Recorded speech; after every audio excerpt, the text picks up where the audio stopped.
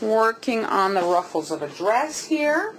And so I'm going to be using a marker to create some guidelines for us to follow. Here I want the skirt to start in a V, and I want to have some boning in the upper part of the dress. And so here we have 1, 2, 3, 4, 5 little scallops at the bottom, and so the one in the center will be out and these two will be in. And so I'm going to mark them here, and I want them to go up to that point up there. So I'm going to go like that, go like that, to that point, and to that point. So this is a food doodler.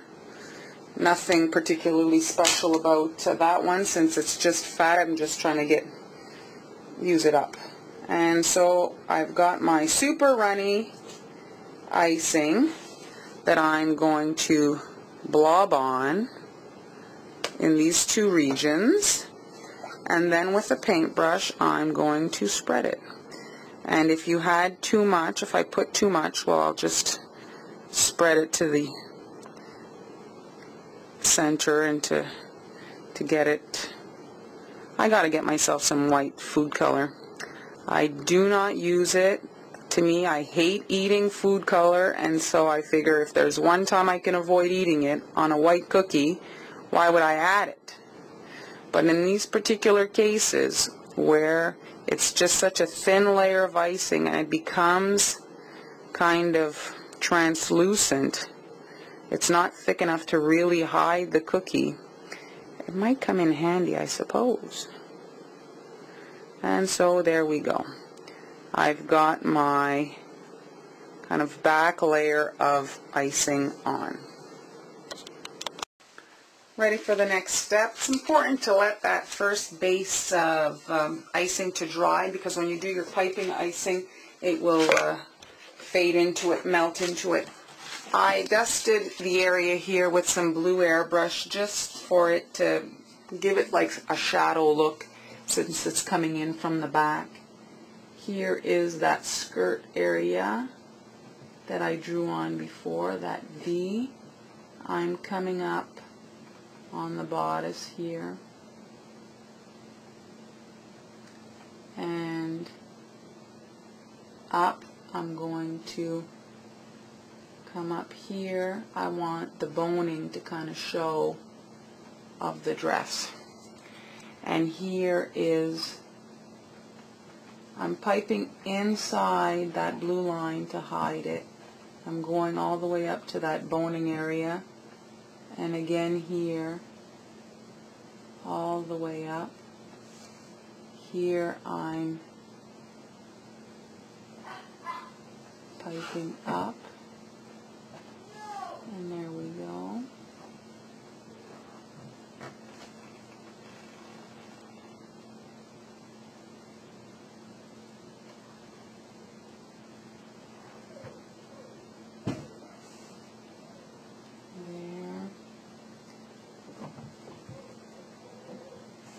My string broke here.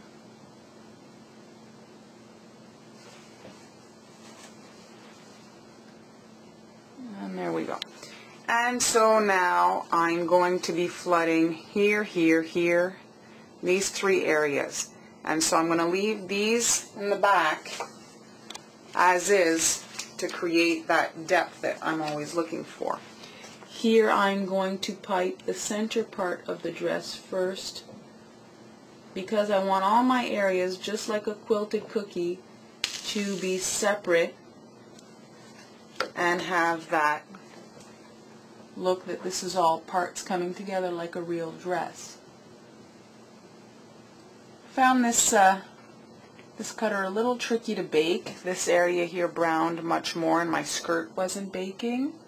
This cutter is from Ekrendale, Erandel, if you want to order it.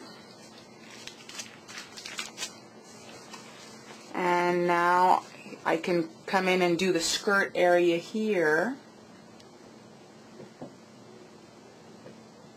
since they're not touching that center bodice. Because if you do two areas that are touching, they will fade into each other, and it will defeat the purpose of what we're trying to do here.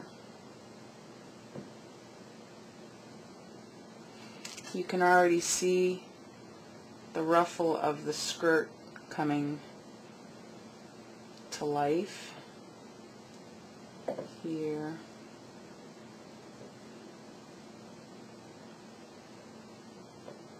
And there we go.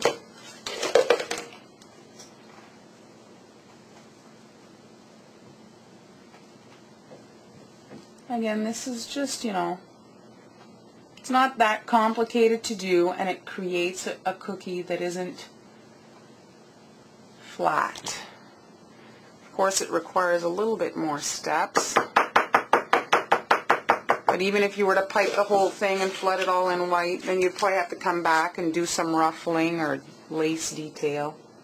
So you have to gauge really the time for each accent that you put.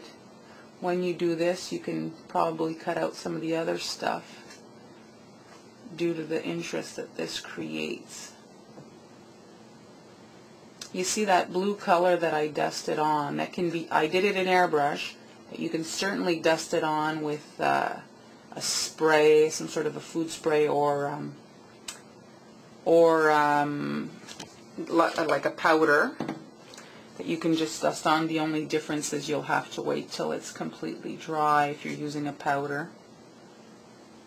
With the airbrush, you can always just do it while it's still wet. There's a little less waiting involved. And so here's your three primary sections.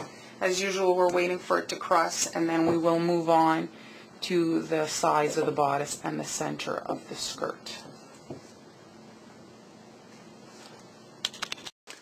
So my first areas have dried, and now I'm going to come in and do this portion of the bodice.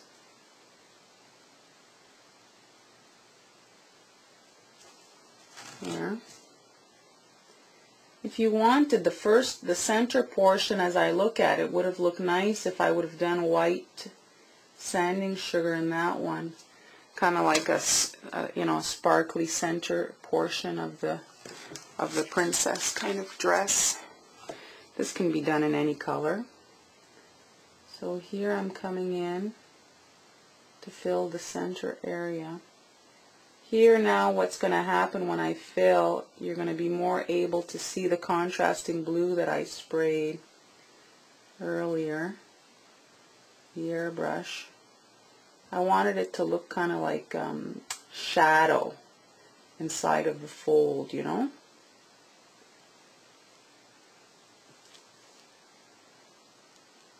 Might have looked a little bit, if I had some cream or kind of a brownish color, if this was off-white, I think it would look more not like real, like a dress. This blue, it's not horrible, but I don't know if it works. So let me take my wrinkles out of my dress. It was so easy to iron my husband's shirts. There we go.